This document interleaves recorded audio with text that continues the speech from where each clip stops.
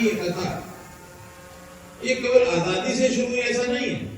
आजादी से पहले भी इस तिरंगों को लेकर के हमारे जवानों ने आगे बढ़ने का संकल्प लिया था। आजादी के बाद इस तिरंगे को हमने राष्ट्रीय ध्वज संस्कृत पाया। यह अलग बात है, इस तिरंगे को भी कुछ लोगों ने अपनी भगवती मान करके और अपना चिन्ह लेकर के चल पड़े, जैसे तिरंगे के मालिक वही हो।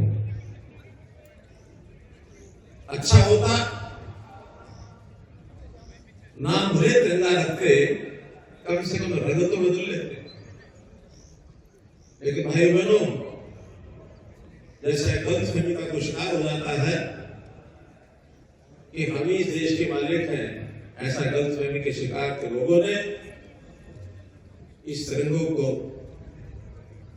इसका उपयोग अपनी राजनीति के लिए करना शुरू किया। हाँ, वो तिरंगा ध्वज जिसके नाम से बलिदान होने वाले बलिदानियों ने आजादी ली, उस तिरंगे को भूल गए और पूरे 60-65 साल तक इस तिरंगे को मार के कपड़े का टुकड़ा लेकर के चलते रहे। बहुत ज्यादा किया तो बच्चों के हाथ में और छोटे छोटे तिरंगे की झंडियां पकड़ा करके साल में कभी एक आध बार रखवा देते थे, या तिरंगे का एक स्टिकर लेकर के जेब में लगा करके और कोई एक दिवस मना लेना, इतना मात्र समझा। लेकिन पिछले 11 वर्ष से, खास करके 2016 में जब इस तिरंगा यात्रा को लेकर के सारे देश में घर घर में तिरंगा लगाया जाए, ऐसी तिरंगा की यात्राएं निकाली जाए, और खास करके ये जो स्वतंत्रता दिवस के आसपास के एक सप्ताह में पूरा देश तिरंगा में हो जाए, ये अभियान अगर किसी ने शुरुआत की तो अपने देश के वर्तमान प्रधानमंत्री श्री नरेंद्र मोदी जी ने की। और आज उस बात को लेकर के एक आह्वान किया गया कि हर घर तिरंगा, ताकि हम अपने आजादी से लेकर के आज तक के देश के स्वाभिमान की कहानियां ये जान सके, इसको याद रख सके।